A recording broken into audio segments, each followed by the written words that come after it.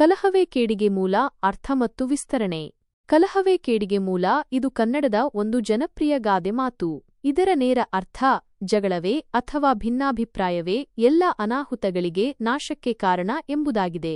ಈ ಗಾದೆಯು ಸಂಘರ್ಷ, ವಿವಾದ ಮತ್ತು ವೈಮನಸ್ಸುಗಳು ಹೇಗೆ ದುರಂತದ ಫಲಿತಾಂಶಗಳಿಗೆ ದಾರಿ ಮಾಡಿಕೊಡುತ್ತವೆ ಎಂಬುದನ್ನು ಸ್ಪಷ್ಟವಾಗಿ ತಿಳಿಸುತ್ತದೆ.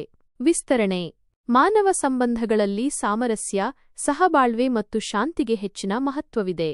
ಆದರೆ ಯಾವಾಗ ನಮ್ಮಲ್ಲಿ ಸ್ವಾರ್ಥ, ಅಹಂಕಾರ ಅಥವಾ ತಿಳುವಳಿಕೆಯ ಕೊರತೆ ಉಂಟಾಗುತ್ತದೆಯೋ ಆಗ ಕಲಹಗಳು ಪ್ರಾರಂಭವಾಗುತ್ತವೆ. ಈ ಕಲಹಗಳು ವೈಯಕ್ತಿಕ ಸಂಬಂಧಗಳಿಂದ ಹಿಡಿದು ಕುಟುಂಬ, ಸಮಾಜ ಮತ್ತು ರಾಷ್ಟ್ರಗಳ ನಡುವೆಯೂ ಸಂಭವಿಸಬಹುದು. ವೈಯಕ್ತಿಕ ಜೀವನದಲ್ಲಿ ಒಬ್ಬ ವ್ಯಕ್ತಿಯ ಮನಸ್ಸಿನಲ್ಲಿನ ಅಶಾಂತಿ ಅಥವಾ ಇನ್ನೊಬ್ಬರೊಂದಿಗಿನ ಸಣ್ಣ ಭಿನ್ನಾಭಿಪ್ರಾಯ ದೊಡ್ಡ ಕಲಹವಾಗಿ ಮಾರ್ಪಟ್ಟು ಸಂಬಂಧಗಳನ್ನು ಮುರಿದುಹಾಕಬಹುದು. ಇದರಿಂದ ಮಾನಸಿಕ ನೆಮ್ಮದಿ ಕಳೆದುಹೋಗಿ ಆರೋಗ್ಯದ ಮೇಲೂ ಪರಿಣಾಮ ಬೀರಬಹುದು.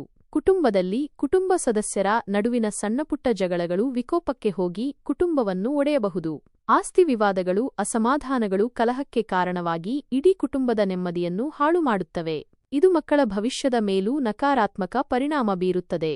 ಸಮಾಜದಲ್ಲಿ ಜಾತಿ, ಧರ್ಮ ಅಥವಾ ಭಾಷೆಯ ಹೆಸರಿನಲ್ಲಿ ನಡೆಯುವ ಕಲಹಗಳು ಸಮಾಜದಲ್ಲಿ ಅಶಾಂತಿಯನ್ನು ಸೃಷ್ಟಿಸುತ್ತವೆ.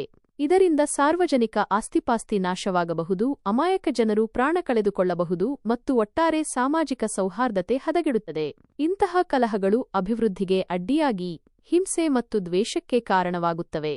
ರಾಷ್ಟ್ರಗಳ ನಡುವೆ, ದೇಶಗಳ ನಡುವಿನ ಗಡಿ ವಿವಾದಗಳು, ಸಂಪನ್ಮೂಲಗಳ ಹಂಚಿಕೆ ಅಥವಾ ಸೈದ್ಧಾಂತಿಕ ಭಿನ್ನಾಭಿಪ್ರಾಯಗಳು ಯುದ್ಧಕ್ಕೆ ದಾರಿ ಮಾಡಿಕೊಡಬಹುದು.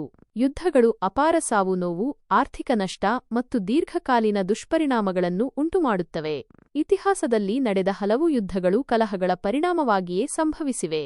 ಈ ಗಾದೆಯು ಕಲಹಗಳನ್ನು ತಪ್ಪಿಸಲು ಹೊಂದಾಣಿಕೆ ಮತ್ತು ಪರಸ್ಪರ ತಿಳುವಳಿಕೆಗೆ ಒತ್ತು ನೀಡುತ್ತದೆ. ಸಣ್ಣ ಭಿನ್ನಾಭಿಪ್ರಾಯಗಳನ್ನು ಮಾತುಕತೆ ಮೂಲಕ ಪರಿಹರಿಸಿಕೊಳ್ಳುವುದು, ಕೋಪವನ್ನು ನಿಯಂತ್ರಿಸುವುದು ಮತ್ತು ಕ್ಷಮಿಸುವ ಗುಣವನ್ನು ಬೆಳೆಸಿಕೊಳ್ಳುವುದು ಕಲಹಗಳನ್ನು ತಡೆಯಲು ಅತ್ಯಗತ್ಯ. ಶಾಂತಿ ಮತ್ತು ಸೌಹಾರ್ದತೆಗೆ ಬೆಲೆ ಕೊಡದಿದ್ದರೆ ಕಲಹವೇ ಕೇಡಿಗೆ ಮೂಲ ಎಂಬ ಮಾತು ಸತ್ಯವಾಗಿ ನಮ್ಮ ಜೀವನವನ್ನು ನಾಶಪಡಿಸುತ್ತದೆ. ಈ ವಿಸ್ತರಣೆ ನಿಮಗೆ ಸಹಾಯಕವಾಗಿದೆಯೇ? ಬೇರೆ ಯಾವುದೇ ಗಾದೆಯ ಬಗ್ಗೆ